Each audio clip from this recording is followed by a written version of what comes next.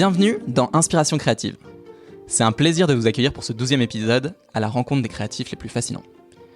Aujourd'hui, j'ai la chance de vous partager une heure fabuleuse en compagnie d'une violoniste exceptionnelle, Marina Chiche. Marina pratique le violon avec passion depuis 35 ans. Elle est rentrée première nommée au Conservatoire de musique de Paris à 16 ans. Elle a été nominée 2 fois aux Victoires de la musique à 23 et 24 ans. Et elle donne des concerts dans le monde entier. Mais Marina, ce n'est pas que ça, loin de là. Marina, c'est une femme incroyable, dotée d'une curiosité insatiable, qui apprend et comprend la musique comme personne. Elle a étudié les langues germaniques et la musicologie pour ajouter à son interprétation ce qu'elle appelle la recréation. J'ai été surpris par tous les sujets passionnants qu'on a abordés, la discipline, la difficulté de la critique, la transmission en tant que créateur, la santé pour créer, et bien d'autres. Je suis sûr que l'épisode va vous bluffer. J'ai lancé lundi dernier un nouveau projet vidéo, le Laboratoire Créatif. C'est un projet en plusieurs briques pour aider les gens à créer en leur donnant des conseils pour avancer. Pour tous ceux qui ont envie de créer et d'avancer avec moi, je vous mets le lien en description si vous voulez vous inscrire. Bonne écoute! Salut Marina! Salut Kylian! Je suis super content que tu sois là. Enfin, que je sois chez toi, merci de m'inviter. Je t'en prie! Non, c'est un plaisir parce qu'on s'est beaucoup tourné autour ces dernières semaines. Ouais. C'était pas facile avec les grèves, avec moi des déplacements de dernière minute à Aix-en-Provence. Donc c'était pas forcément facile et je suis très content d'être là pour discuter avec toi de créativité. Ouais. J'aimerais qu'on fixe une règle ensemble pour cette interview. Parfois, je trouve que dans les interviews de personnes qui touchent à la musique, et en particulier à la musique classique, c'est parfois des interviews à la radio qui sont un peu austères, un peu très contrôlées, très rigides. Et moi, j'ai envie que ce soit un épisode où on puisse se laisser libre cours à la digression. Donc si à un moment tu sens qu'il faut parler d'un sujet et qu'on part sur complètement autre chose, allons-y. Super, ça me va très bien. Super, comme ça, interview détente.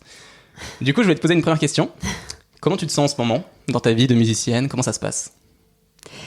Alors, il y a plein de choses dans ma vie en ce moment. Notamment, la première chose qui me vient à l'esprit, c'est le lancement de mon nouveau disque qui va sortir donc le 7 février. Bravo. Ouais, c'est une grosse... Je ne l'ai pas écouté, mais je vais le faire et je suis sûr qu'il va être très très bien. Écoute, c'est une grosse actu, l'air de rien. Une production discographique, c'est pas anodin. Même si on est dans une époque où plus personne n'écoute de CD, donc c'est un peu absurde. On se retrouve avec l'objet disque et puis les gens nous disent ah bah c'est super, mais en fait on va pas pouvoir l'écouter. Ouais, est-ce qu'il est disponible ailleurs aussi? Oui, bien sûr. Il va être disponible en streaming, online. La musique s'adapte à notre époque. Oui, bien sûr. Révolution numérique a touché de plein fouet le secteur de la musique en général, la musique classique en particulier, qui a encore un peu du mal à s'adapter et à trouver ses marques. Mais bon, là, je crois que ça sera plus qu'une digression, ça sera le sujet d'un autre podcast. Mais voilà, donc ça, c'est la première chose qui me vient en tête. Après, j'ai plusieurs concerts qui arrivent. Là, j'ai un récital à Marseille, au Théâtre de la Criée. Enfin voilà, donc j'ai plusieurs belles dates qui viennent. Et puis tu sais, donc ça, j'ai d'autres activités en fait qui sont pas forcément ma première casquette, mais depuis quelque temps j'ai écrit pour le magazine culturel Transfuge. Ouais. Donc je fais des interviews de compositeurs principalement. Et ça c'est absolument génial pour moi cette activité. Ouais. Ça vient d'ailleurs énormément nourrir la question de la créativité que j'observe chez d'autres musiciens et là en plus c'est compositeurs, donc des gens qui sont vraiment dans la création et pas seulement dans l'interprétation. Voilà, puis je vais commencer mes ateliers à Sciences Po, parce que j'enseigne à Sciences Po, je fais des séminaires d'ouverture, donc autour de la musique. L'année dernière, c'était musique et politique. Là, ça va être sur les traces de Beethoven, puisque 2020 est une année de célébration de Beethoven, 250e anniversaire de la naissance. Donc, à l'échelle mondiale, Beethoven va être programmé partout. Et c'est très intéressant, parce que là, justement, on peut...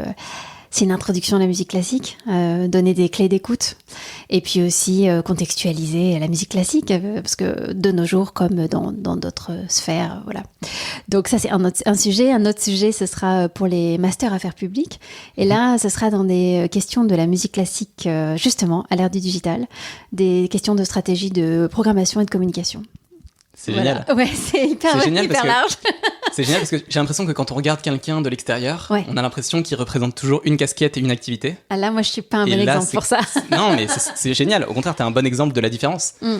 Comment ça se passe pour toi en termes de corrélation entre ces différentes choses? Tu disais que tu t'alimentes un peu de ces différentes casquettes.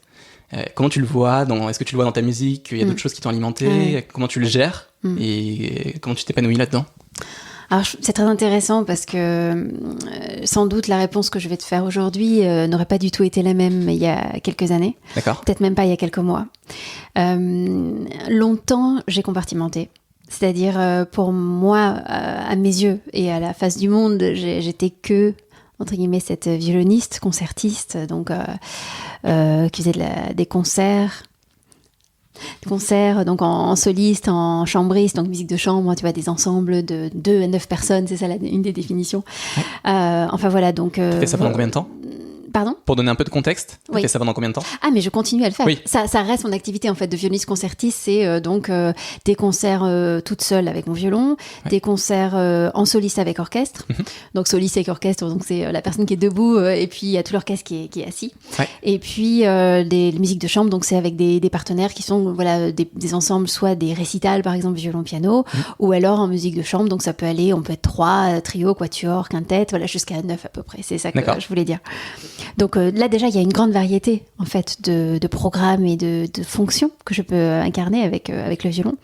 Mais pour revenir avec l'image en fait de moi et l'image des activités que j'avais de moi-même et que les gens recevaient était donc très spécialisée en fait. Or depuis toujours, déjà j'ai fait des études générales, j'ai eu mon bac, etc., un bac scientifique, j'adorais toutes les matières, j'étais sans doute une trop bonne élève, avec aussi un côté pas très glamour. Mais j'ai été très intéressée par plein de choses. Donc, à titre privé, donc ce que j'appelais un peu mon jardin secret, j'ai fait d'autres études. En fait, j'ai fait des études de littérature germanique. Ce qui étonne pas mal des fois les gens, alors qu'en fait c'était vraiment une affinité avec les langues et puis une culture germanique qui est très présente dans la musique classique, donc c'était pas non plus si étrange. Puis j'ai étudié ce qu'on appelle la musicologie, donc c'est tout ce qui est du côté plus théorique, les sciences de la musique, l'histoire de la musique, toutes ces choses-là. Je trouve ça génial. Je trouve ça génial parce que apprendre, c'est une source énorme d'alimentation pour l'inspiration et ça se répercute forcément dans tout ce que tu touches après. Bah, c'est exactement ça. Et donc, pour revenir au jour d'aujourd'hui, j'adore cette expression, c'est les coachs de foot qui disent ça. Au jour d'aujourd'hui, partant de là. Donc, au jour d'aujourd'hui, il y a vraiment une espèce d'explosion en fait de forme de polyactivité, ce que les entrepreneurs appellent être slasher. Ouais. Je me souviens que j'ai découvert ce mot il y a quelques mois qui m'a bien fait rire et on m'a dit ouais, t'es une slasheuse. Je dis bah, c'est une insulte ou c'est un compliment, c'était pas très clair. Et c'est vrai que alors c'est vrai que si on y regarde un petit peu rapidement, on m'a déjà fait ce retour de la dispersion, de se dire mais est-ce que tu te disperses pas?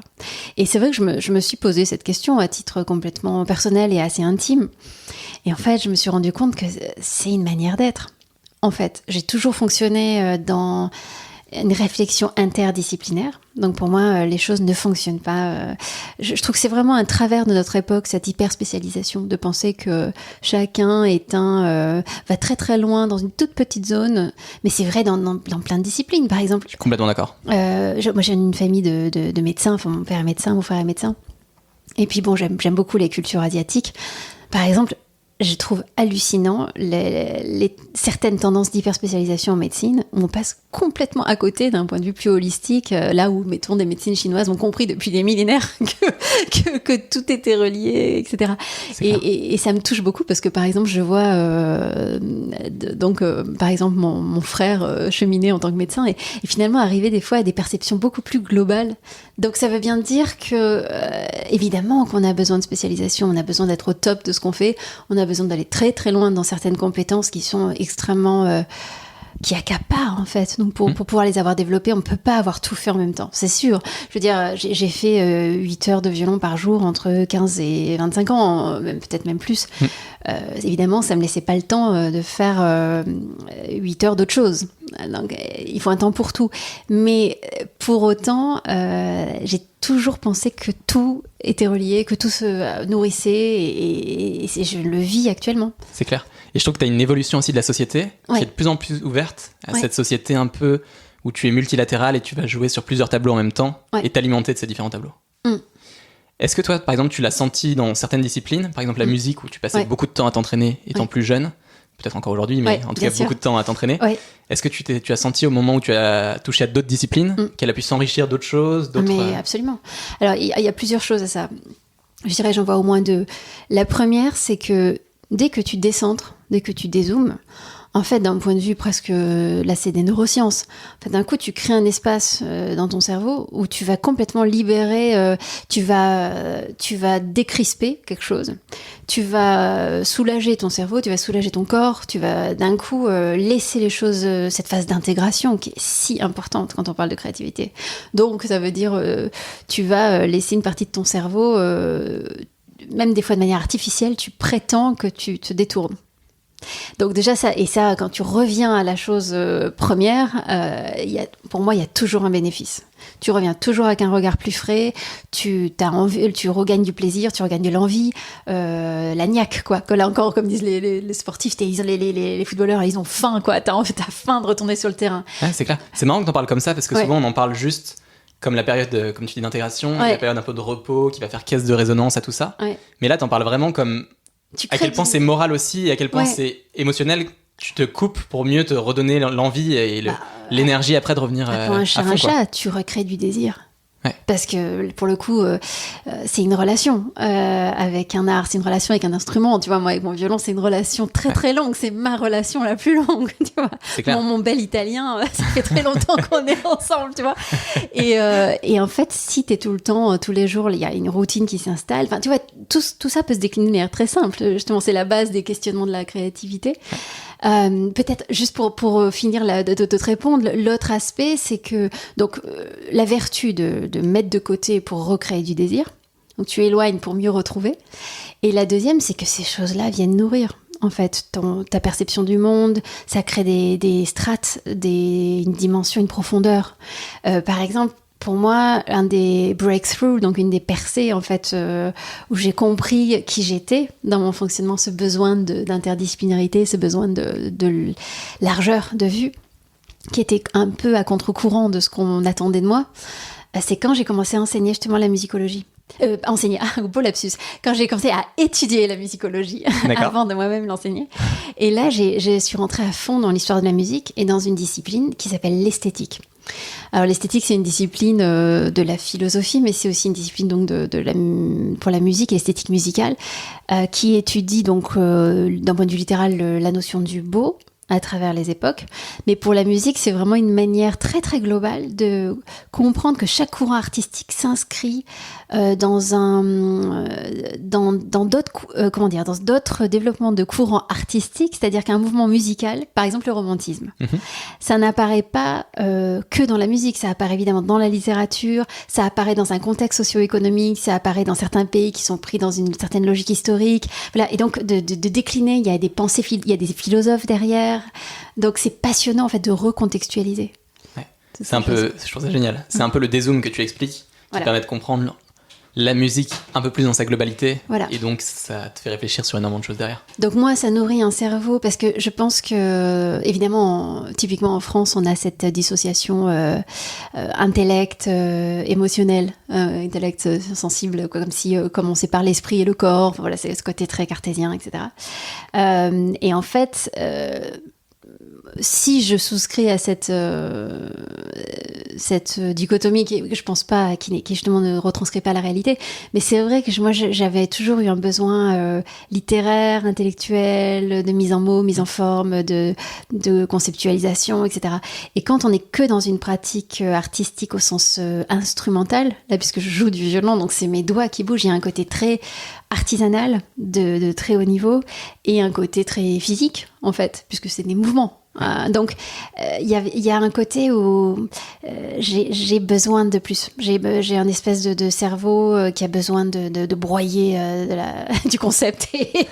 Donc je veux dire, je pense que pas tout le monde a besoin autant que moi de ce genre de charbon, mais c'est vrai que moi j'ai besoin de consommer de la connaissance, de consommer de l'information, ce qui est pas que bénéfique, hein, mais bon. Ouais, mais je pense qu'à partir du moment où tu te rends compte que c'est constitutif, c'est une source énorme d'épanouissement, de développement, d'enrichissement pour tout le reste. Et ça, je trouve que dans les créations modernes, ou en tout cas les créateurs qui se lancent dans plein d'activités, on a tendance parfois, quand on se lance, à vouloir vraiment se concentrer sur un truc, ce qui est très bien, mais il y a un moment où tu t'épuises aussi, tu vides un peu ce qu'on pourrait appeler la créativité en toi, et là, ce que tu fais devient moins bon. Il Il y a quelque chose de l'ordre de la plante. Il faut savoir quel type de plante on est. Et moi, je suis une plante qui a besoin de beaucoup d'eau, beaucoup d'ingrédients, beaucoup d'engrais, beaucoup de choses, quoi. Je veux dire, il me faut beaucoup de soleil, il me faut beaucoup de choses. Donc, c'est pas facile parce que quand il n'y a pas toutes ces nourritures, très vite, je peux être une plante un peu malheureuse. Et puis des fois ce serait tellement plus simple d'être une plante monotâche et monothématique. Enfin, je veux dire, ce serait pas marrant aussi. Ben, je sais pas. On veut toujours être ce qu'on n'est pas et à la fois, voilà. Mais je pense que tu trouves énormément de plaisir dans la création, l'initiative, essayer de mettre sur pied des idées que tu as. Et à vouloir juste se satisfaire peut-être de quelque chose de plus banal. Ouais. Peut-être que c'est ce qu'on n'a pas et ce que tu as pas effectivement, mais peut-être que tu t'ennuierais aussi, peut-être que... Complètement. Je pense que là, parce qu'on est dans les confidences et qu'on est dans cette conversation plus souple, c'est vrai qu'il y a quelque chose de l'ordre de ce que j'évoquais rapidement tout à l'heure. C'est pas le modèle qu'on m'a transmis. Là, je parle pas du tout d'éducation des parents parce que, en fait, mes parents ont encouragé tous mes intérêts. Donc, je voulais apprendre une langue, bam, j'avais des cours ou les bouquins. Enfin, je veux dire, ils avaient une hyper valorisation de la connaissance. Et donc, tout ce qui était avec presque un côté moralisateur de la chose, je veux dire, comme si ça c'était bien. Donc, ça c'était très valorisé. Mais j'en suis très reconnaissante parce que je pense qu'effectivement, ça donne beaucoup de cartes en main. Mais c'est plutôt après, quand j'étais au conservatoire supérieur à Paris, les choses étaient très segmentées. Et je me souviens très bien que quand j'allais dans des classes plus théoriques, mais théorique d'un certain genre, hein, parce qu'il y a différents types de théorie de la musique, et c'est vrai que moi, il y a quand même certains aspects que je trouve trop arides, qui ne m'intéressent pas tant que ça. Mais bon, tout ce qui était mettre en relation interdisciplinaire, élargir les autres disciplines, histoire de l'art, etc., là, moi, je pars en vrille direct. Donc, je me souviens que quand j'allais dans les classes d'analyse et d'esthétique, les musicologues qui faisaient ça uniquement se disaient mais qu'est-ce qu'elle fait là elle devrait être en train de continuer à faire ses gammes et puis elle joue aussi bien hein, quelque part qu'est-ce qu'elle cherche. Et puis mes collègues, mes copains qui faisaient entre guillemets que du violon ou que un instrument me disaient mais qu'est-ce que tu vas t'embêter à lire du texte, à faire des voilà. Et c'est vrai que alors il y avait d'autres gens qui m'accueillaient à bras ouverts et qui étaient au contraire très très impressionnés. Des fois, moi je trouvais pas ça du tout impressionnant, je trouvais ça juste naturel et c'était un besoin, c'était pas voilà. Donc ils m'ont beaucoup soutenu, beaucoup encouragé là où moi je pouvais avoir des doutes et puis je traînais un énorme perfectionnisme. Donc quand j'ai commencé dans ces matières-là, j'étais je dirais pas que j'étais inculte, mais enfin j'étais pas du tout aussi solidement construite. Sur des choses même simples, l'histoire de la musique, j'avais pas eu une formation quand j'ai commencé ces classes-là. Donc j'ai vraiment appris sur le tas. Et comment tu t'es rendu compte que tu avais besoin de ça en plus de la musique ? Est-ce que c'est un travail d'introspection que tu as fait ? Est-ce que tu t'es rendu compte de certaines choses ? J'ai eu beaucoup de chance. C'est des rencontres. Alors, et c'est très drôle que tu me poses cette question-là parce qu'il me vient une association d'idées, tu vois, moment créatif. Parfait. Non, parce qu'en fait, tout à l'heure, je te parlais de Transfuge, donc ce magazine culturel pour lequel j'écris, et donc je fais des interviews de compositeurs. Les compositeurs, c'est vraiment, là, c'est le cœur de la création, tu vois, parce que, comme je disais, moi, je suis interprète, donc je joue les musiques des autres. Mon enjeu de création, il y a une énorme forme de créativité que je dois solliciter dans ma pratique. Il y a quelque chose de l'ordre de la recréation quand j'interprète. Mais c'est vrai on va en parler, c'est super intéressant. Ça c'est vertigineux. Ouais. Mais en tant que tel, des fois j'ai du mal à me dire que moi je suis dans la création puisque je ne suis qu'une interprète. Voilà. Donc, mais ça, si tu veux, on y revient tout de suite.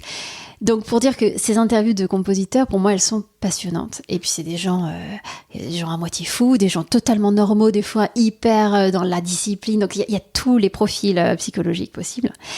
Et la personne qui m'a fait comprendre que j'avais besoin de plus, en fait il y en a deux. La première, c'est un pianiste qui s'appelle Pierre-Laurent Aymar, qui est un immense pianiste, qui a une très très grande carrière, qui a une 60aine d'années maintenant, et qui était mon professeur de musique de chambre au Conservatoire supérieur de Paris. Et on a eu beaucoup de discussions. On parlait de tout, de littérature, de plein de choses. Donc il m'a énormément apporté intellectuellement. C'était absolument incroyable. Et puis j'ai vu dans sa manière d'être, dans sa manière de travailler, dans sa manière de se construire, que c'était quelqu'un d'une curiosité dingue. Et c'était très différent des modèles de professeurs de violon que j'avais, qui étaient vraiment des gens obsédés par l'instrument, obsédés par ce côté artisanal, de jouer parfaitement, etc. Voilà, juste bien bouger ses doigts, faire plus d'heures, travailler encore plus, etc. Et là, par ce pianiste, donc Pierre-Laurent Aimard, il m'a mis sur la piste d'un grand compositeur hongrois qui s'appelle György Kurtág, qui avait donc à l'époque déjà peut-être 75-80. Il a presque 98 ans maintenant, si je dis pas de bêtises. Enfin, c'est incroyable, un type absolument fascinant. Et donc j'ai pris des cours avec lui, des cours de musique de chambre. Donc j'étais avec une amie, très très bonne amie pianiste. Et on a eu des cours qui étaient des masterclass, donc des cours publics à la Cité de la Musique, ce qui était maintenant la Philharmonie. Et c'était incroyable ces moments-là, très intenses, très durs, etc. Mais pourquoi je parle de Kurtág par rapport à tout ça, c'est que c'est quelqu'un qui, quand il donnait une instruction, une idée, c'était toujours par métaphore.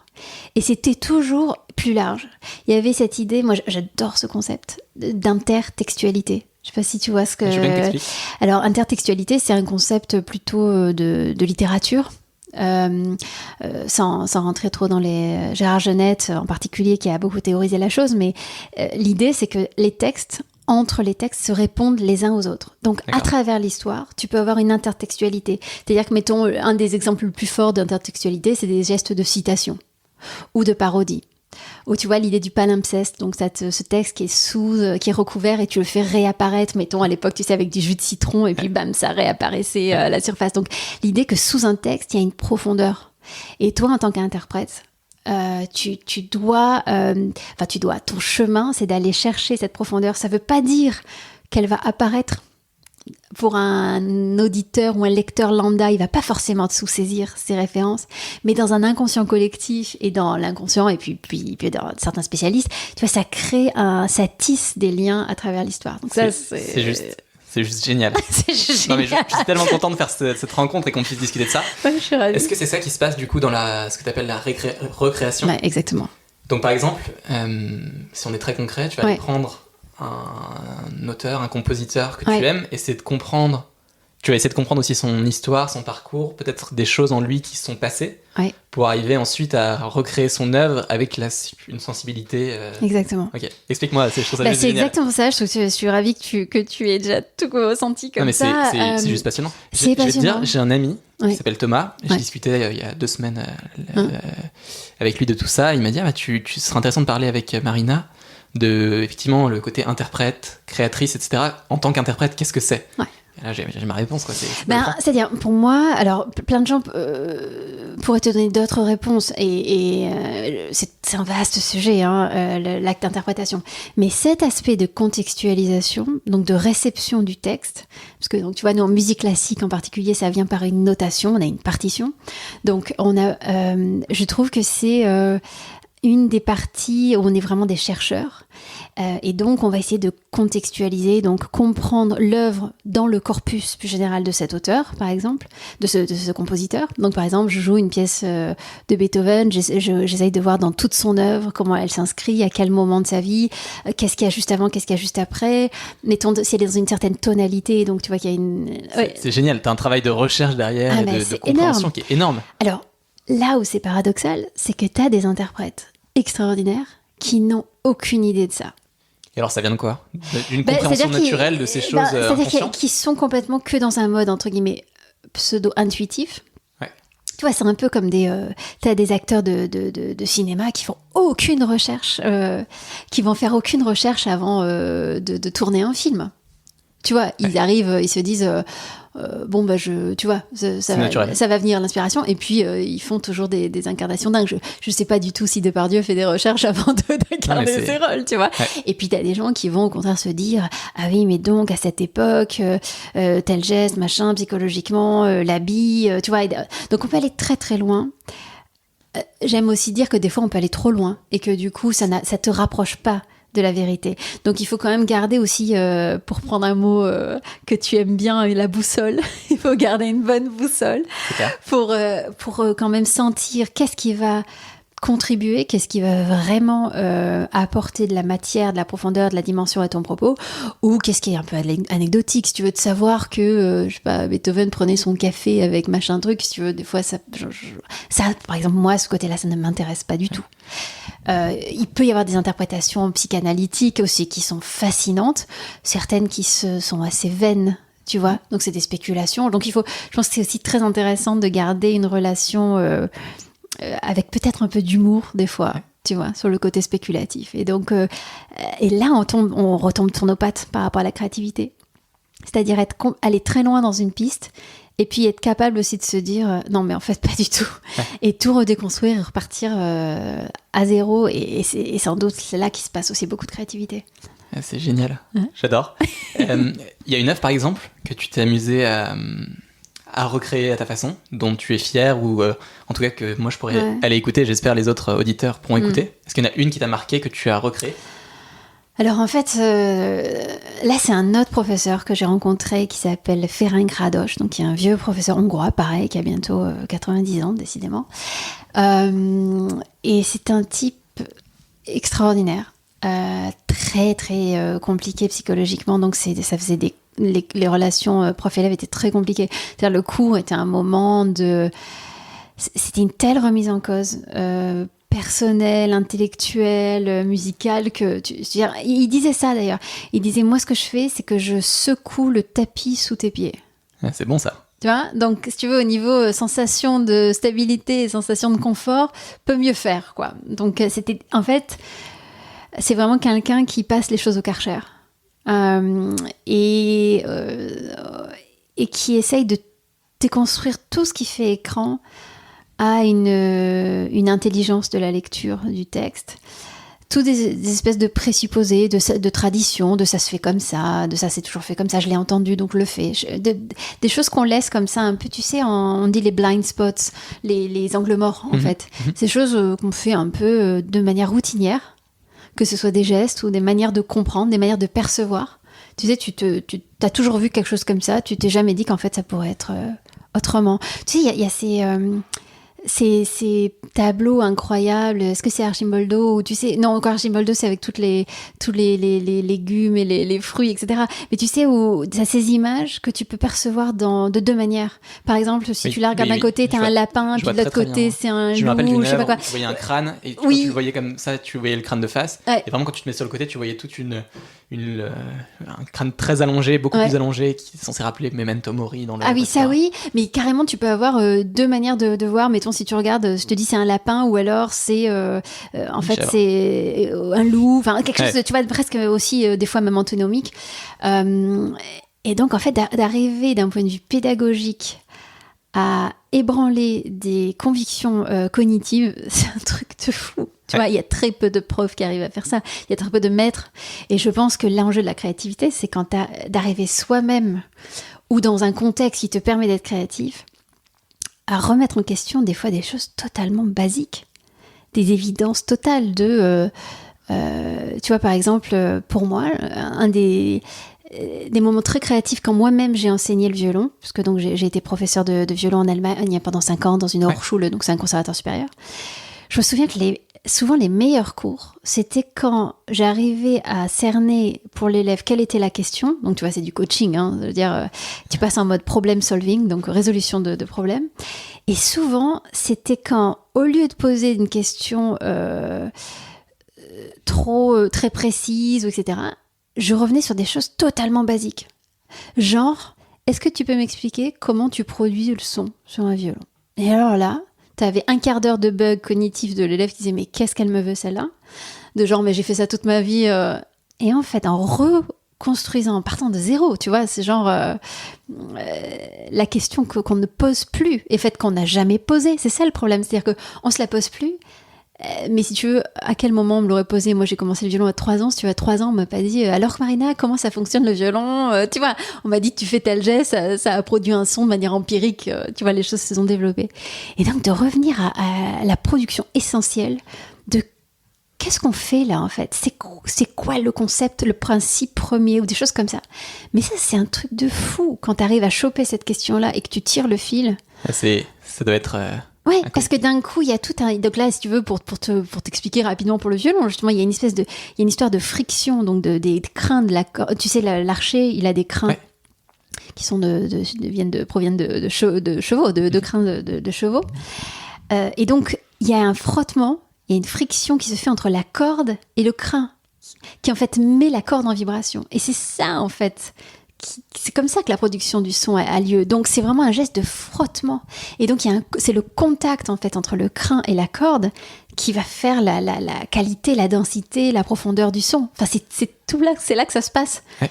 À part qu'en fait, tu vois, tu peux passer 15 ans, 8 heures par jour et complètement zapper cette info. Alors qu'en fait, elle est essentielle. Elle est essentielle. Et puis, une fois que tu mets ça en route, ton cerveau, ton corps perçoit plein d'autres choses et donc tu es dans des sensations incroyables et tu te reconnectes avec ce qu'on appelle le contact. Tu vois, là, tu as un contact sur ton archer, sur ta corde, etc. Enfin, non. Et donc, toutes les relations s'articulent d'un coup, s'organisent un peu. Tu sais, c'est comme d'un coup la colonne vertébrale, paf, tout s'aligne.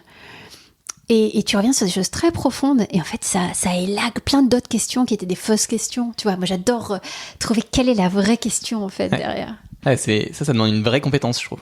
Ça s'acquiert avec le temps d'arriver à repérer quelle est la question source qui va faire en sorte, effectivement, comme tu dis, que tout s'aligne, que ta colonne vertébrale et c'est là où tu as souvent besoin d'un regard extérieur, d'un coach, d'input. Ouais.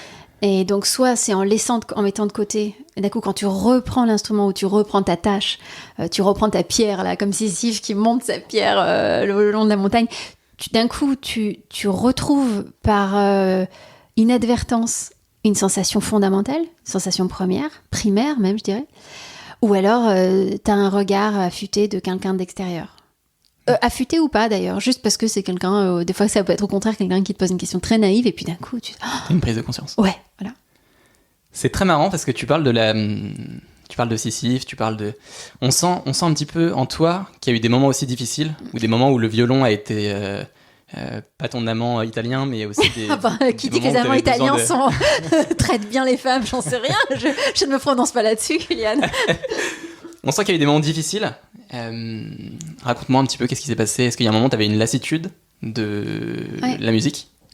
Oui, alors dans l'idée d'être un interprète, c'est vrai que d'un point de vue aussi bien traditionnel que d'un point de vue du marché de la musique, on nous demande souvent de jouer la même chose. Donc si tu veux, tu as un fond de répertoire. Alors, j'ai plutôt de la chance parce que le violon a un répertoire large. Donc si tu veux, il faut quand même connaître une vingtaine de concertos. Donc tu vois, c'est quand même des œuvres qui ont une grosse demi-heure et tout. Enfin, il y a plein de sonates, il y a beaucoup de musique de chambre. Donc il y a plein de choses à jouer. Il y a des instruments où il y a un peu moins de répertoire. Donc très vite, on tourne un peu en rond sur un corpus plus limité. Pour autant, par exemple, quand j'enseignais toujours les mêmes œuvres parce que les étudiants veulent apprendre toujours les mêmes œuvres. Et moi, c'est vrai qu'on me demandait spontanément, et je me souviens très très bien, en tout début de carrière, on me demandait toujours les mêmes œuvres. Donc, il y a un côté génial parce que tu peux aller très très loin, on revient dans cette spécialisation, tu peux aller très loin dans l'œuvre, tu développes une aisance, t'as plus vraiment le trac. En fait, t'as même plus d'espace pour avoir le trac parce que tu sais que t'as survécu déjà 10, 15, 20 fois. Tu sais que qu'il pleuve, qu'il vente, qu'il neige, tu la tiens, la pièce, quoi. Ouais. Donc ça, c'est merveilleux. C'est souvent ces moments aussi où tu te réinventes pas, où tu commences à tomber un petit peu dans une... Exactement. Tu t'auto-caricatures, il n'y a plus cette faim, il n'y a plus de désir, parce qu'en fait, tu sais très bien comment ça va se passer. Dans le meilleur des cas, ça se passe très bien, donc il se passe rien. Dans le pire des cas, il y a un pépin. À la limite, des fois, c'est ça qui peut être sympa, parce que d'un coup, ça remet le jeu tu vois, le schmilblick se remet en marche. Mais bon, tu vois, ça peut être compliqué. Et ça, c'est un apprentissage, en fait, d'apprendre à toujours retrouver, en fait, changer de perception, retravailler. Donc, c'est pas tellement retravailler l'œuvre, c'est vraiment un travail mental. Moi, d'ailleurs, c'est pour ça, je te disais, je faisais 8-10 heures de violon par jour toutes ces années-là, entre 15 et 25 ans. Mais maintenant, je dois faire encore du travail instrumental et je veux faire du travail instrumental. Je veux dire, aujourd'hui, c'est combien de temps de tes journées ? C'est très variable. D'accord. C'est très variable parce qu'évidemment, il y a tellement d'autres choses. Il y a des voyages, des déplacements, il y a du côté de marketing. Enfin, il y a plein de choses que je dois faire, d'autres types de démarches, des rendez-vous. Et puis, quand je fais toutes ces activités, je dois écrire des articles, enfin, produire une émission de radio. Il y a plein de choses qui demandent un autre type de travail. Mais je mets beaucoup de place au travail mental. Donc, il se trouve que des fois, officiellement, je suis pas en train de travailler, mais en fait, dans mon cerveau, je suis complètement en train de bosser. Et des fois, je le fais activement. C'est-à-dire que je joue pas au violon, mais j'ai ma partition devant les yeux ou mentalement, je déroule dans ma tête. Et c'est un travail qui est absolument vertueux et nécessaire. Ouais. Donc oui, pour revenir aux phases qui sont peut-être plus compliquées, effectivement, j'ai eu des phases de lassitude où j'avais l'impression d'être plafonnée aussi, c'est-à-dire d'avoir atteint... c'est très étonnant parce que cette sensation de plafond, elle peut être positive. C'est-à-dire que tu dis, bon, ça va, là, quand même, j'ai quand même à peu près joué de mon instrument. Enfin, je veux dire, tu vois, il y a une espèce de quelque chose qui pourrait être vu comme une forme de confiance en soi. Et en fait, c'est presque un négatif. C'est-à-dire que tu as atteint un plateau. Presque un peu écœuré. Bah, tu te dis, pas tout ça pour ça, mais il y a un petit côté... Ou aussi cette chose peut-être que des sportifs peuvent ressentir, c'est-à-dire pour le 2% de plus qui fait que tu vas exploser un record du monde ou tu vois, ou que tu vas t'arracher ou je sais pas quoi, il faudrait 98% de travail en plus. Je vois très bien. Et là tu te dis, ben sérieux, ça me va quoi, good enough, c'est suffisamment bon. Ça c'est un choix que tu as fait à un moment, de te dire... C'est suffisamment bon ? Ouais. Non. C'est dur, c'est dur. Non, parce que sinon, je pense que j'aurais déjà arrêté. D'accord. Je pense que si on accepte trop profondément le c'est suffisamment bon, c'est qu'on est prêt à lâcher et à passer à autre chose. Ouais. Pour autant, j'ai travaillé le c'est suffisamment bon pour me libérer du perfectionnisme. D'accord. Ouais. Donc, j'invite le c'est suffisamment bon pour me lâcher la grappe et pour être plus créative et pour prendre plus de risques et pour accepter que peut-être ça sera du 80% au lieu de 100 ou d'un 100 qui d'ailleurs n'arrive jamais. Donc ça, c'est plutôt des techniques mentales. Et c'est marrant parce que je trouve que le suffisamment bon, il va te permettre aussi d'économiser parfois du temps que tu vas réinvestir sur d'autres choses et qui vont te faire peut-être atteindre plus facilement ou en tout cas une partie des 2% dont tu parlais avant d'une autre manière et que d'autres personnes qui sont butées sur l'objectif initial vont atteindre beaucoup plus lentement ou avec une autre dimension. C'est dur dans la créativité d'estimer par pourcent. Mais si on essaie de le prendre comme ça, métaphore, je pense qu'arriver par un autre angle et utiliser le temps que tu économises pour faire d'autres choses qui t'enrichissent différemment vont peut-être te permettre d'atteindre d'une manière ou d'une autre ces pourcents d'amélioration. Mais même pas ces pourcents, c'est juste qu'en fait tu passes sur une autre échelle. Et donc en fait tes 2% qui te manquaient sur un 100% qui était très scolaire par exemple, d'un coup tu passes sur une échelle très dimensionnelle et en fait t'es juste 10 fois plus intéressant. C'est-à-dire, en fait, moi, à chaque fois que j'ai essayé je suis content qu'on puisse avoir cette discussion alors. Ouais, non mais c'est vraiment quelque chose qui me travaille beaucoup parce que, si tu veux, je pense qu'il y a quelque chose d'identitaire qui se joue là. Et pour moi, je prétends pas que ce soit réglé, hein. C'est quelque chose qui est en mouvement. Et ce que je te disais tout à l'heure, j'ai encore une espèce de fantasme de vouloir être quelqu'un d'autre, de devoir être cette personne qui est monotache. Je voudrais être juste cette violoniste excellente et qui fait que ça et qui s'excite sur les 2 derniers pourcents. Pourquoi tu l'as ? Pourquoi il est en toi ? Parce que je pense que ça m'appartient aussi. C'est-à-dire que je l'ai aussi, celle-là. Et cette Marina perfectionniste, je l'ai. Et je l'ai pratiquée beaucoup. Et j'en ai besoin. Et c'est ça qui fait aussi qu'à un moment, t'es quand même un bon professionnel. Tu vois, si t'as pas... Mais elle est dangereuse pour moi, cette Marina-là. Si on est plusieurs Marina, là il se dit elle est folle. Non, pas du tout. Au contraire, pour dire derrière le micro, j'ai un grand sourire et je trouve ça juste génial. Donc il faut que je fasse gaffe à cette Marina-là parce qu'elle peut me rendre très malheureuse. Elle se rend malheureuse, elle me rend malheureuse. Et en fait, pour que cette Marina perfectionniste atteigne une forme de perfection, ça c'était une de mes profs, une des profs merveilleuses. À Munich, qui a été une femme vraiment très maternante, qui m'a vraiment fait beaucoup de bien. Elle m'avait dit, le chemin est long, donc tu n'es pas là pour faire un sprint, mais on est en mode marathon. Donc ça, c'était déjà énorme comme conseil, parce que dans la musique, il y a une obsession de la jeunesse, de le prodige, tout ça. Il faut avoir accompli à tel âge, telle chose et tout. Ça peut rendre fou très vite. Ce qui était en plus absurde parce que il s'est passé beaucoup de choses très vite pour moi, donc quelque part c'est pas du tout un ressenti objectif, c'est juste un truc intériorisé où tout le monde a l'impression d'être déjà en retard avant même d'avoir commencé. Bon, donc ça et la deuxième chose, c'est que... je sais plus ce que je disais. C'est pas grave. Si, c'est que, en fait, la deuxième chose qu'elle m'avait dit, qui était géniale, c'était que la perfection, elle n'arriverait que par accident, pour moi. C'est-à-dire qu'en fait, au plus je pense large, au plus je suis connectée à quelque chose qui me dépasse. Je suis vraiment au service de la partition, je suis prise par une forme. Alors là, je mets des grands guillemets. Hein. Faut pas, c'est pas que je me la pète ou quoi que ce soit. C'est juste que il y a une forme de transcendance dans la musique, dans certaines partitions. Et donc, quand je suis connectée à quelque chose qui vraiment me dépasse et que je me laisse jouer, en fait, je me laisse traverser.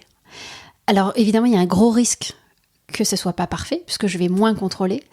Mais en fait, le résultat, c'est que quand je suis vraiment très préparée et que je me laisse, je m'abandonne, c'est là qu'il peut se passer quelque chose de très intéressant. Et c'est là qu'on n'est même plus dans l'histoire du 100% scolaire, on est dans du hors temps, on est dans du quantique, quoi. Ce jour-là, t'as dû te sentir sacrément soulagée aussi, de te dire ouais, c'est j'accepte vraiment...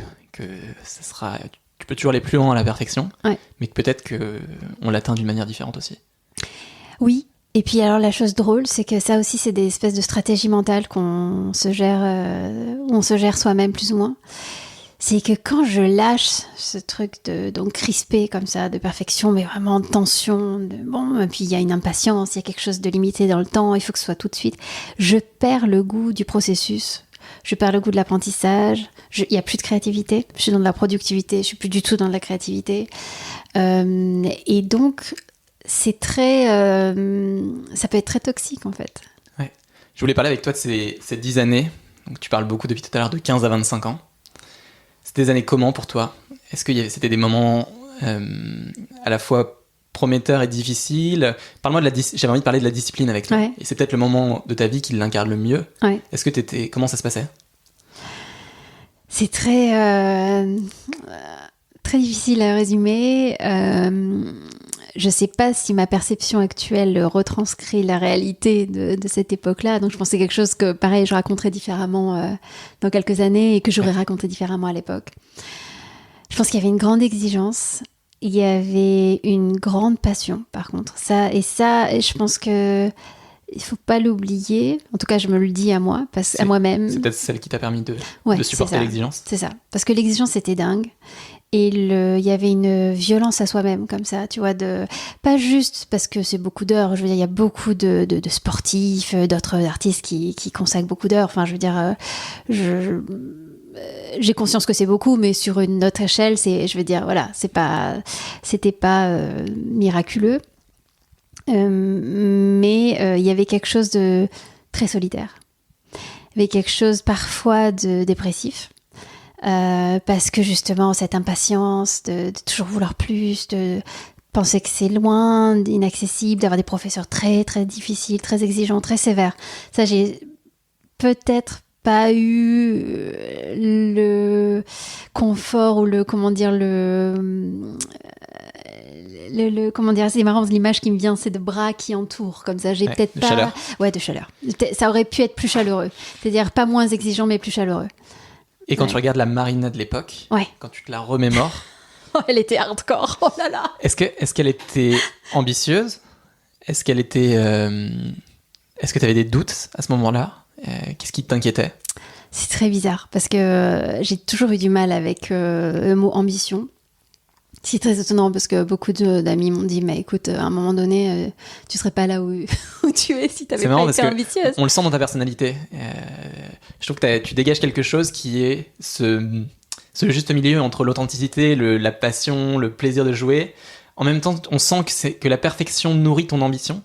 Oui. La recherche en tout cas de perfection. Oui. Et à côté, il faut aussi jouer avec le côté modeste de ta personnalité qui fait que l'ambition n'est pas forcément quelque chose de facile à assumer, mais qui fait partie de ton processus aussi de développement de ta musique. Écoute, waouh. Tu prends combien la séance de psychanalyse, Kylian, on en parle ? Non, mais je le sens en tout cas dans dans ta façon d'être et c'est un compliment. Ah bah, c'est gentil, c'est très gentil. Écoute, je sais pas, en tout cas, je pense que j'ai évolué les dernières années aussi pour me foutre la paix par rapport à ce que vous pouvez signifier ambition, parce que effectivement, la connotation, elle peut être négative, mais elle peut être positive aussi. C'est-à-dire, je pense qu'il y a une ambition d'excellence, et ça, je l'assume, hein, même si je sais que excellence en France, c'est un mot qui peut faire monter au plafond, mais je pense que... Quand tu veux devenir un bon musicien ou un bon créateur, t'as toujours une notion d'excellence. Oui, et puis je pense que... Il faut, sinon tu peux même... Enfin, tu dois être la première personne à te challenger, je pense. C'est ça. Et il y en a plein qui le font à l'extérieur et d'autres qui sont ravis de le faire, d'autres... Ouais. Mais si toi-même tu l'es pas, c'est ça. Tu vas pas te mettre derrière ton violon et tu vas pas te mettre derrière ton ordinateur. Oui, c'est ça. Si tu veux rien de la chose, ben, il se passe rien. Donc ça, c'est vrai. Donc je pense qu'il y avait cette espèce d'exigence comme ça, d'excellence, d'envie de me dépasser aussi, je pense. Et puis j'avais des grands modèles en tête, j'adorais les grands violonistes comme ça, donc c'est vrai que j'étais sans doute très dans un monde imaginaire, tu vois, dans une bulle comme ça, donc assez, d'une certaine manière, assez déconnectée d'une certaine forme de réalité ou de jeunesse cool comme ça. Ouais. Moi, si j'essaie de me mettre à ta place à l'époque, je pense que j'aurais une peur, ce serait que ça ne marche pas, que ça perce pas, ou qu'il y a un moment où j'atteigne une barrière, un obstacle. Ouais. Est-ce que toi, tu doutais, tu te disais que ça allait finir par venir? Est-ce que tu t'es sentie confiante sur ça dès le début? Comment c'était? C'est hyper bizarre. Hyper bizarre, parce que donc je viens pas d'un milieu de musiciens, mes parents étaient mélomanes, mais pas professionnels de la musique. Et je pense qu'ils étaient... très inquiet pour... j'ai aussi une sœur et un frère, et notamment pour nous les filles, d'un point de vue comme ça, pour lancer des jeunes filles dans le monde avec tout ce que ça pouvait réveiller de peur. Sachant que je suis montée à Paris, donc je suis née à Marseille, et je suis montée à Paris toute seule à 16 ans. Donc c'est quand même très jeune. Très très jeune, sachant que c'est pas que j'étais très autonome quand j'étais plus jeune, j'étais très entourée, là pour le coup très fliquée même, donc je veux dire j'étais pas une fille déjà très dégourdie à 16 ans, pas du tout. Du coup il a fallu le devenir, donc il y a cette peur, cette angoisse, je pense, de mes parents, mais à la fois, ça je ne me l'explique pas, j'ai jamais vraiment douté. Alors ça, et pourtant je doute de tout à peu près. Mais je me...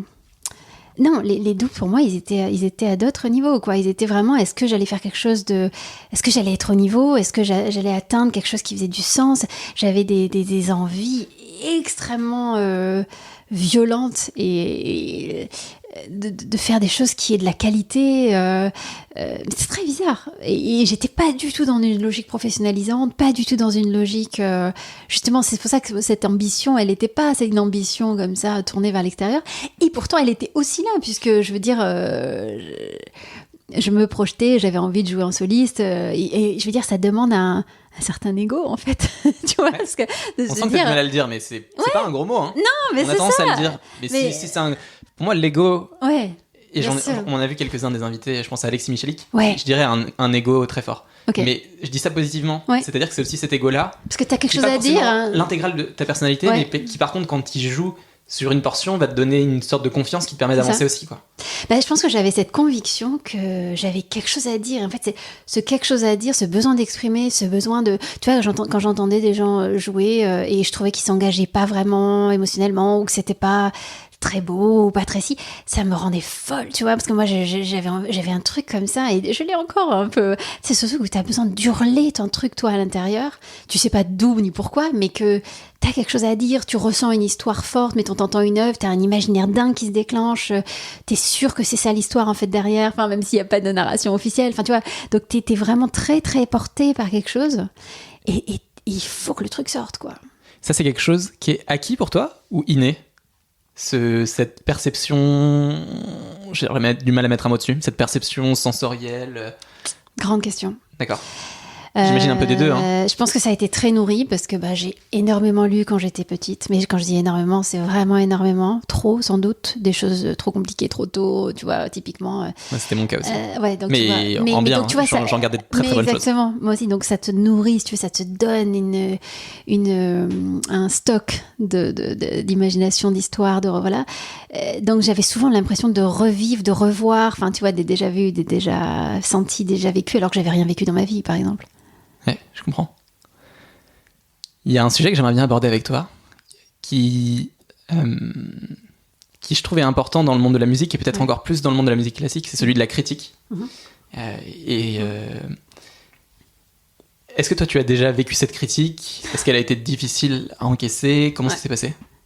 Ah ouais, alors ça a été dingue. Tu peux mettre des mots, je te demande pas de citer des gens. Hein, si. Non, mais je peux citer des gens, mais... Tu peux citer des situations concrètes. Alors, en fait, moi, ça a commencé très très tôt, la notion de critique, et ça a été très handicapant et sans doute aussi motivant.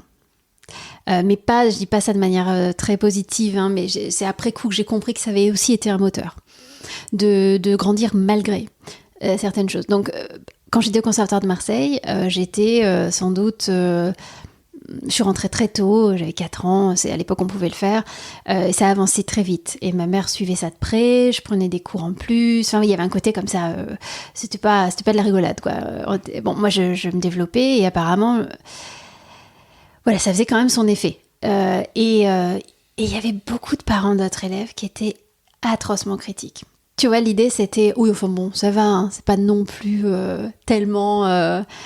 tu vois, nouveau prodige, ça va, quoi. Alors qu'en plus, j'étais pas du tout présentée comme prodige, ou tu vois, ça n'a jamais été ça l'idée. Donc il y avait une jalousie ambiante qui était dingue, en fait. Et je l'ai compris après coup. Ça, et je tu la sentais ? Ah mais dingue. Et je le dis, mais limite, je citerai les noms, tu vois, des parents d'élèves, parce que c'était d'une violence folle. Et ce qui était dingue, c'est qu'en plus... Surtout quand on est enfant, quoi. Ah ouais. Je veux dire, à n'importe quel âge, ça fait mal. Mais tu vois, en plus je demandais rien, tu vois, c'était pas que... En plus j'étais justement, tu vois, dans cette idée d'arrogance et de modestie, clairement, c'était pas l'ambiance de la maison tu vois, de se la péter ou d'être prétentieux, etc. Franchement, je trouve que ça donne envie de pleurer, de se dire que t'as des gens qui te font mal gratuitement, alors que tu ne fais rien, et au contraire, presque t'es le porte-étendard de la modestie, et on se dit comment on peut arriver à ne... Enfin, je suis l'antithèse de ce que ça suscite, quoi. Ouais. Et ça donne... T'as pas envie de baffer les gens, parce que on est gentil, mais alors, ça fait mal, quoi. Ma revanche, quelque part, qui n'a pas suffi à calmer tout ça, parce que tu vois, des années de cette sensation-là, ça te laisse une marque, ça c'est sûr. Enfin, en tout cas, moi, je pense. C'est que, en fait, on m'a fait rater 2 fois, donc j'ai dû repasser 3 fois mon diplôme de fin d'études à Marseille. Quand on m'a fait oui, c'est-à-dire au conservatoire, il y avait des jurys à chaque fois, et en fait, mon prof comprenait pas. Enfin, tu vois, il y avait une espèce de sensation d'incompréhension de pourquoi j'obtenais pas ce diplôme. Là où, tu vois, enfin, il y avait une forme d'injustice comme ça, bon. Et de voir des gens se réjouir, tu sais, que t'obtiens pas ton truc, et puis t'as les autres parents qui sont contents, quoi. Tu vois, donc c'est très triste, très hein. violent. Oui, bon, ça, c'est pas. Non, tu mais vois, c'est triste dans le sens. Oui, humainement, c'est triste de voir des gens. Enfin, je sais pas, j'espère en tout cas que ouais. Voilà, il y a d'autres valeurs dans la vie qui sont bien plus belles que la jalousie qui mine les autres, quoi. Oui, c'est clair. Écoute, en tout cas, ce qui était drôle, c'est que du coup, quand je me suis présentée au Conservatoire supérieur de Paris, donc qui est l'école de France, enfin, tu vois, numéro 1, et il y a une comme ça à Paris, une à Lyon, et donc voilà, il y avait, je sais pas, 200 candidats cette année-là, et on était 20 à rentrer, et là, je suis rentrée première nommée. Et si tu veux, ça quand même, tu vois, quand tu petit regard rétrospectif sur ces années à Marseille, il y avait un petit côté quand même, ça va quoi, tu vois. Mais ça rassure aussi. Ouais, ça rassure, et puis surtout ça, tu vois, ça calme. Enfin, l'idée que des parents d'élèves pouvaient, tu vois, douter. Mais j'avoue que c'est vrai que je pense que profondément, ça n'a pas créé, tu vois, ce dont je parlais, d'être entourée de chaleur. Tu vois, j'ai des collègues qui sont rentrés, mettons, la même année que moi, 2e, 3e, 4e, ou même dans les promos, qui, eux, étaient la petite star de leur ville, la petite star de leur école. C'est autre chose, hein. En termes de complètement construction le cas. musicale, construction complètement. personnelle. Bah ouais. En ter- T'es dans ton talent, t'es convaincu de l'être, tout le monde l'est convaincu, on te laisse En termes tranquille. de confiance en soi, c'est. Et moi, c'est on énorme. passait, tu vois, il y avait toujours ce doute. Et alors, ce qui était toujours très drôle, c'est qu'en même temps qu'il y avait ces chœurs pas de pleureuses, mais de jalouses, il y avait des grands artistes ou des profs que je croisais, des amis, qui me faisaient des espèces de grandes déclarations. Ou à ma mère qui disait, écoutez, qui convoquait ma mère, elle disait, ouais, c'est vraiment un talent très particulier, très exceptionnel, il faut absolument... C'est ça qui t'a aussi peut-être permis de Ouais, garder la confiance. Oui, mais donc c'était dans ta dingue. petite bulle, Si quoi. tu veux, la dichotomie, le contraste était dingue. Donc t'as une espèce de valeur qui fait autorité, qui te dit que, bon, il y a un truc à faire. Et puis t'as des gens pas forcément compétents, mais dans des logiques humaines, un peu de jalousie, etc. Voilà. Et ça, je l'ai vécu plus tard professionnellement. Quand j'ai sorti mon troisième disque, je crois, j'ai eu une critique assez désastreuse. Et bon, tous les artistes ont eu des critiques désastreuses, mais là, elle était vraiment très, très blessante. Tu vois, c'était pas juste j'ai pas aimé le disque, c'était un truc du genre, un truc un peu fondamental, du genre oui, la musicalité, ça s'apprend pas, ou un truc comme ça. Enfin, tu vois, un truc, mais genre, on te dit en gros. Et pile à ce moment-là, j'avais eu justement donc ce compositeur Courtag, qui est un type qui ne décroche jamais un compliment, tu vois, qui m'avait fait une lettre de recommandation dithyrambique en disant, on avait pris un cours, il avait dit, vous avez, avec mon amie copine pianiste, nous avait dit, vous avez trouvé le chemin de la vraie musique, tu vois, un truc comme ça.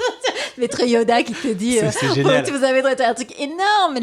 Je veux dire, ça limite, ça se raconte pas tellement c'est dingue. J'avais fait une académie à Verbier, il y a un gros festival, et il y avait la très grande violoniste Ida Hendel, qui est une grande violoniste d'origine polonaise, et bon bref, qui a maintenant aussi 95 ans, qui m'avait chopé à l'entracte d'un concert et qui m'avait dit You are the real talent. Tu vois, c'est le truc, mais tu vois. J'ai l'impression, enfin, quand des choses comme ça se produisent, Ouais. tu sais que quoi qu'il arrive, tu sais, t'es un bulldozer, quoi. Ouais, Les mais- gens peuvent t'envoyer Ouais. des pics, toi t'es là, t'avances et tu Et fais, ben, pourtant, bah, tu te prends une ligne un peu désagréable sur un blog pourri, un parent d'élève, tu vois ce que je veux dire? Et Bien et ça, par exemple, je me souhaiterais qu'un jour ça me passe complètement au-dessus, quoi. Et je voudrais juste creuser un tout petit peu avec toi. Quand tu reçois une critique encore aujourd'hui ou une chose qui te touche, comment tu fais pour danser avec et jouer C'est avec? joli ça comme phrase, danser avec. Écoute, je pense quand même que j'ai entre-temps un peu appris que la personne qui énonçait le propos voilà, avait un gros impact sur le contenu. C'est-à-dire que je peux pas me dire la critique vient de nulle part, quoi. J'essaye de comprendre qui est la personne, qu'est-ce qui a pu se passer, est-ce qu'elle me veut du bien, est-ce qu'elle me veut pas du bien, est-ce qu'elle projette quoi, etc. Donc souvent déjà ça permet de faire un énorme tri. Et puis après aussi d'accepter qu'on peut pas plaire à tout le monde. Ça c'est carrément essentiel d'inclure ça. Je comprends. Est-ce qu'il y a des choses, des sujets que tu as envie d'explorer dans les prochaines années pour continuer à alimenter vers d'autres choses? Oui, écoute, des sujets. Alors, je sais pas si c'est des sujets. Pas des sujets, mais peut-être soit des compétences, soit Ouais.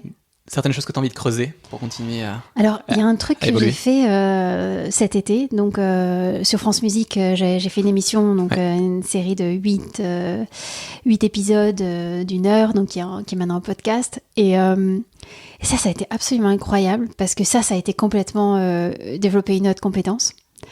Donc, raconter des histoires, faire avec la programmation musicale. J'ai écouté le premier, c'était vraiment génial. Ah, t'es adorable. Merci, Kylian. Non, c'est vrai. Ouais, non, j'ai beaucoup de plaisir à le faire et ça a été incroyablement justement créatif dans l'idée d'écriture en fait pour la radio, qui est quelque chose de très très différent d'une écriture d'un article ou d'un article de blog ou une manière de raconter. J'ai beaucoup aimé le micro, j'ai beaucoup aimé moduler avec la voix. C'est agréable, hein? C'est addictif, Ouais. ça rend complètement accro. Moi, j'ai envie d'aller dans la rue avec ces micros et de parler aux gens. Non, mais c'est vrai. Et je suis sûr qu'on aurait des histoires passionnantes à entendre. Ouais, le micro, c'est incroyable. Absolument incroyable. Et puis, bon, c'est vrai que moi, j'adore la radio, donc j'ai beaucoup reçu par la radio. Donc, il y avait une espèce de boucle qui se bouclait. Et donc, je pense que ça, c'est des compétences que j'ai envie de continuer à développer. Et j'ai vraiment aussi envie de trouver des formats ou des manières de donner le goût de la musique classique. Ça, c'est intéressant. Donc aussi bien avec mon violon qu'avec... Donc je fais déjà des programmes un programme que j'ai appelé Violon Plus, où je présente les œuvres avant de les jouer. Donc ça permet un moment de ce qu'on appelle de médiation, mais pas d'un point de vue didactique, pédagogique, un peu pédant, tu vois, d'expliquer d'un point de vue très analytique. Alors vous allez entendre ci, ça, écoutez ça, bam, bam, bam, mais plutôt de créer les conditions de réception. C'est intéressant. J'avais entendu que Chile González faisait ça aussi dans ses concerts. Ah ouais? Ouais, qui prenait le temps entre chaque morceau qu'il jouait d'expliquer, alors vous voyez ce que je fais, nanana, et de permettre aux gens de le réceptionner de manière différente. Ben écoute, à fond. Je vais regarder ça d'ailleurs, je sais pas s'il y a des vidéos ou des audios où on peut l'entendre parler. On l'interviewera ici peut-être. Non mais c'est vrai que ça c'est un aspect, je pense, qui va prendre sans doute de plus en plus de place, parce que la musique classique a une place compliquée dans notre société. Elle est assez peu enseignée, peu accueillie, elle est un peu associée à des connotations bourgeoises, discriminantes, etc. Alors qu'en fait, moi je pense que la musique classique a beaucoup à apporter. Je trouve ça un super bel angle, c'est un peu pour toi la transmission de ce que ça t'a appris et apporté, quoi. Ouais. Il y a un dernier thème que j'ai envie d'aborder avec toi, que je pense que je pourrais pas aborder avec tout le monde ou avec tous les créateurs qu'on interviewe sur ce podcast. C'est la santé. Ok. Qui est un thème complètement différent, mais qui pour moi est super important tu l'as dit au début tout à l'heure, tu parlais de marathon. Quand on crée, c'est aussi un marathon. Je me rends de plus en plus compte à force d'interviewer des créateurs très différents. Rien n'arrive en 2 mois, rien n'arrive en 1 an. Tout arrive en beaucoup de temps. Et donc tu as une logique derrière ça qui est comment être en forme, comment se sentir bien, comment créer sans être à la limite du burn-out ou ce genre de choses. Est-ce que tu as eu des moments, toi, qui ont été difficiles ou t'étais peut-être un peu trop la tête dans le guidon et t'en es sorti en disant là, il faut quand même que je garde les idées claires pour pouvoir continuer ma musique. Ça t'est arrivé, toi? Alors, il y a un vrai enjeu de manière très large de la santé du musicien. J'avais fait un article dans le blog que j'ai sur les coulisses de la vie de musicien pro. Ça fait 1 an et demi maintenant que j'ai ce blog. Et je pense que c'était peut-être le 4e article, un truc comme ça. C'est venu assez vite. Et cette thématique, elle a surpris beaucoup de gens. Parce que, tu vois, souvent on se dit que les musiciens... C'est hyper important. Ah, mais c'est hyper important. Et il y a beaucoup de pathologies. Donc d'un point de vue un peu extrême, si tu veux, tu répètes des mouvements des fois dans des postures asymétriques, positions asymétriques, et puis il y a des micro-traumatismes répétés. Enfin, tu vois, ça peut aller très très loin. Donc il y a cet aspect-là. Après, il y a un deuxième aspect que tu peux optimiser, ta posture, c'est-à-dire, je parlais d'un artisanat, je parlais de résonance, si tu veux, la résonance de la corde, mise en mouvement par le crâne de l'archer, mais il y a aussi toute une résonance de ton propre corps. Et donc si t'es que un sac de nœuds au sens de tension, ça va pas résonner. Est-ce que tu vas voir parfois des ostéos ou même des gens? Moi, j'ai une... Alors, c'est un peu éloigné de ma famille, mais une tante qui va se lancer dans le travail des cordes vocales pour les chanteurs, etc. Et ça, qui a fait une formation très poussée sur Paris, etc., pour se lancer. Et on se rend pas compte, mais je pense que dans tous les arts, tu as énormément t'as une importance d'être bien dans ton corps pour être bien dans ton art. Bah là, tu vois, on revient sur cette idée de vision holistique, c'est-à-dire mais même l'aspect mental, émotionnel, corporel, tout est en lien. Il y a une interaction. Donc des fois, tu t'es bloqué dans ta créativité, mais en fait, t'as juste les trapèzes explosés et complètement bloqués. Et tu vois, les portes d'entrée peuvent être différentes. L'autre chose sur la santé par rapport à la créativité, c'est clair que par exemple, je parlais du sommeil pour l'intégration. Évidemment, moi j'ai des collègues qui boivent beaucoup, par exemple, d'alcool. Et puis j'en ai des collègues qui boivent pas du tout.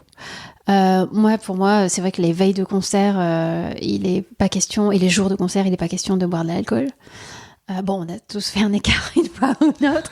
Tu vois, mais d'ailleurs, ça me fait pas du tout envie, parce que justement, il y a une perte de contrôle de ton corps, mais qui pour le coup est pas une perte positive, je pense. Tu vois, c'est pas l'idée, je vais me désinhiber et il va sortir un truc génial. En général, t'es juste désinhibé, tu perçois pas du tout ce qui se passe et tu passes à côté. Donc souvent, ça peut même faire des interprétations très très désinvesties, désincarnées. C'est décevant. Tu vois. Après, il y a des gens qui gèrent leur track comme ça. Enfin, tu vois, j'ai pas du tout de jugement moral là-dessus. Mais donc il y a ces aspects de santé, pour moi, qui rejoindraient aussi des formes de discipline et de routine.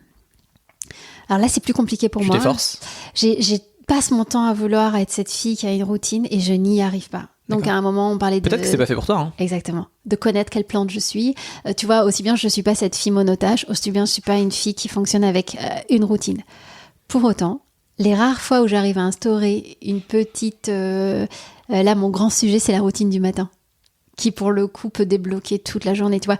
J'avais eu une grosse percée comme ça, c'était ce bouquin sur les habitudes, qui disait qu'on mettait 21 jours, tu sais, à remplacer une habitude.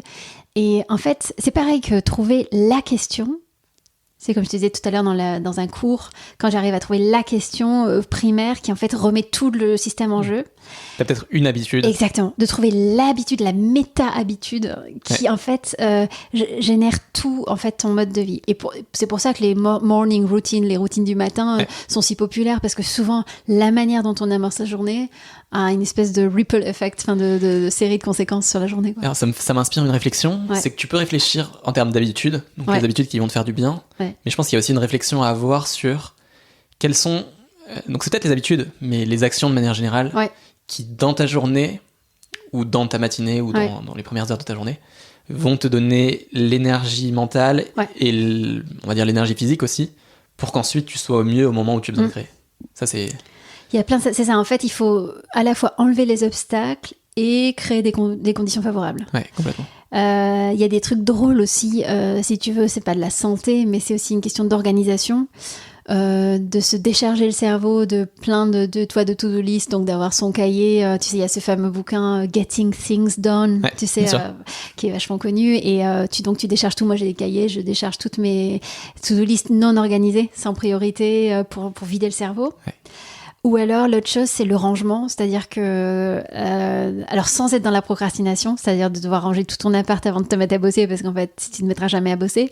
Mais c'est vrai que j'ai besoin, des fois, quand c'est le bazar, où j'ai pas rangé toutes mes partitions, il y a trop de bouquins, de recréer des espaces, des surfaces vides, ou tu vois, l'impact. Moi, je suis très sensible... à l'environnement, au feng shui, tu sais, c'est super intéressant. Ouais. Et j'ai la chance d'être là chez toi aujourd'hui et j'ai vu que c'était une session rangement dans ton salon. Donc exactement. Nous sommes dans la cuisine et on est très bien installés d'ailleurs. Oui, très bien. Il y a quelques questions que j'aime bien poser à la fin de chaque épisode. Vas-y. La première est assez philosophique, ou en tout cas elle peut être très pratique, mais elle a un angle philosophique inévitable. Est-ce qu'il y a une trace que tu aimerais laisser pour partager avec les gens futurs qui voilà, ton art? Ah, c'est dingue que tu me poses cette question. C'est une question que je me pose énormément en ce moment et de manière avec beaucoup de résistance et de manière très inattendue. Parce que comme je te disais, moi je ne suis pas compositeur ou compositrice. Donc je ne crée pas une œuvre. Donc les compositeurs, ils créent une œuvre. Bon, elle est écrite sur une partition, tu vois, elle n'est pas forcément jouée d'ailleurs.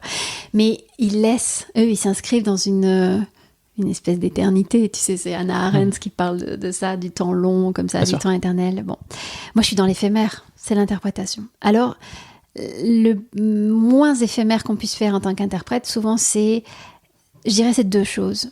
Et c'est deux choses que justement j'essaye de pratiquer. La première, c'est l'enregistrement, la discographie, donc là je laisse une trace. Sans doute aussi l'émission de radio, le podcast, c'est aussi quelque part une trace. Alors, je vais essayer de la faire vivre longtemps. Ouais. Alors, il n'y a pas que mon podcast, il y a aussi ceux que tu as enregistrés toi. Ouais, c'est ça. Okay. Ouais. Et la deuxième, c'est dans une action de transmission. C'est génial. Quand je t'ai vu commencer à parler, je me suis dit qu'il fallait qu'on parle de ça. Enfin, on en a parlé tout à l'heure, mais j'ai l'impression qu'il y a quelque chose en toi qui va aller dans la transmission et la trace que tu vas laisser va aussi passer par là. Et on sent une envie profonde de partager, de transmettre la musique classique comme tu l'as ressenti. Ouais, c'est ça, en fait, de me dire qu'est-ce qui peut faire bouger les choses. Et pour tout te dire, c'est une réflexion que j'ai eue récemment parce que donc cet été, les émissions que j'ai faites sur France Musique, c'était autour de Ginette Neveu, qui a été une grande violoniste, qui a eu un destin fulgurant et tragique puisqu'elle est morte à 30 ans. Donc elle est née en 1919, elle est morte en 1949, accident d'avion.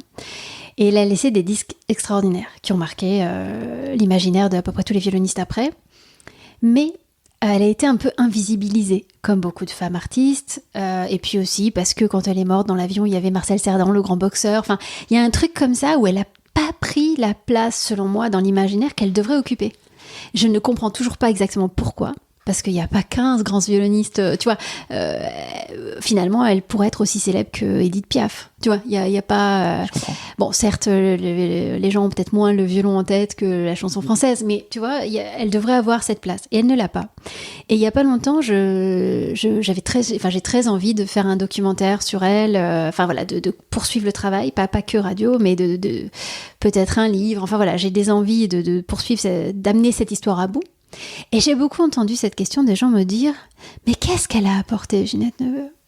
Et là, je me suis retrouvée la mâchoire par terre en me disant « Mais la femme a consacré les 30 années de sa courte vie, jour et nuit, à faire du violon, à travailler comme une folle, et incroyablement travailleuse, perfectionniste au bout. Tu vois, elle laisse des enregistrements magiques, et puis ça suffit pas. » Et j'ai trouvé ça d'une violence. Et en y réfléchissant... ça chamboule, ça m'a traumatisée. Je dis, la femme ne mérite pas sa place dans la postérité parce que elle n'a pas eu d'action sociétale, tu vois, elle n'a pas... je sais pas.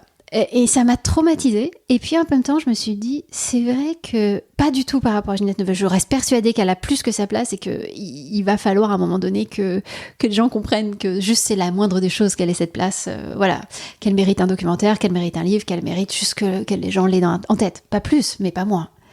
À titre personnel, c'est vrai que je me suis rendu compte que des fois, peut-être ce refus de l'hyperspécialisation que j'ai, c'est qu'en fait, j'ai peut-être conscience que juste être une excellente violoniste de mon vivant, une excellente interprète, quelque part, ça suffit pas. Tu vois, je pense pas pouvoir changer le monde au sens créer des écoles en Afrique et régler la fracture sociale en France. Tu vois, mais je dis ça, et à la fois, quand je suis allée jouer en prison en juin, j'ai eu une expérience extraordinaire. Et puis, si je peux faire bouger les choses par rapport à la musique classique, mais pas d'une manière marketing, au sens de faire passer la musique classique pour ce qu'elle n'est pas. Ouais. Tu vois, l'idée de donner accès, mais de manière réelle, accès aux œuvres, accès à l'expérience esthétique. Peut-être. Je trouve ça. Enfin, moi, c'est passionnant. Merci. Non, mais il y a plein de manières de le faire, mais on en discutera volontiers quand tu veux. Mais ouais. T'as quelque chose dans la transmission à faire sur... On sent quelque chose en toi qui doit être partagé sur ça. Et alors, des fois, c'est paradoxal parce que ça se pose justement comme une opposition. C'est soit je continue à être que violoniste concertiste, soit... et en fait, c'est ça qui est tendu pour moi. Mais je pense que c'est probablement cette tension qui est créative et créatrice. Ouais. Et tu sais, il y a un peu cette logique de... Pour se faire remarquer, il faut aussi casser certaines règles parfois. Oui. Et finalement, en faisant ça, tu serais peut-être une des seules à le faire. Et il y a peut-être quelque chose à creuser là-dedans. Et il y a plein de supports, plein de manières de le faire. Mais en tout cas, c'est quelque chose qui pourrait être super intéressant. Et quand on réfléchit à la transversalité que tu as de connaissances sur la musique et sur d'autres choses, pas beaucoup de monde pourrait faire cette transmission. Il y a peu de gens qui pourraient le faire. Parce que tu es capable de l'expliquer, je pense, avec des mots que d'autres n'auront pas, où ils auront juste la partie musique.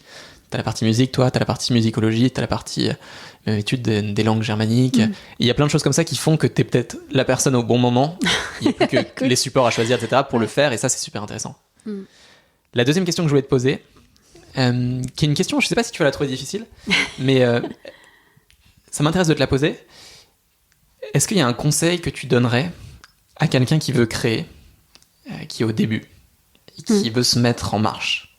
Qu'est-ce que tu lui donnerais comme conseil? Alors, créer, moi j'ai beaucoup de mal avec le mot, en fait, et c'est marrant parce que quand tu m'as dit on va parler créativité, moi j'étais sûre que ce serait un plaisir d'échanger avec toi, mais j'ai longtemps eu un problème avec le mot créativité, parce que si tu veux, j'y entends beaucoup de choses, c'est un néologisme, j'y entends un côté, tu vois, tout le monde veut être créatif, on utilise la créativité dans tous les contextes, tu vois, alors il y a des fois c'est très...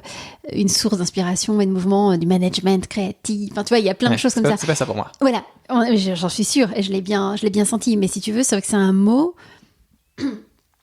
mot qui m'a parfois rebutée. Donc, créer, je sais pas exactement ce que tu veux dire. Si quelqu'un voudrait créer, ça veut dire voudrait quoi? Voudrait s'initier à l'art ou au contraire voudrait... Pour moi, créer, ça va englober une partie artistique, mais ça peut être aussi mettre sur pied un projet, mettre sur pied une idée. Ouais. Alors d'accord, ok. Ouais. Tu vois ? Alors moi j'adore brainstormer, j'adore challenger ma perception. Donc trouver les paradigmes, ce qu'on disait tout à l'heure, c'est-à-dire trouver où il est le tapis qu'on va faire bouger sous les pieds. Ça, c'est bon. Tu vois, ça, moi j'adore ça. Donc après, il y a peut-être quelque chose à connaître dans sa personnalité. Alors moi, je pense que je fais partie des gens, des fois on appelle ça HP, tu sais, high potential, des trucs comme ça. J'aime pas parce que ça a une connotation un peu snob, tu vois, du truc.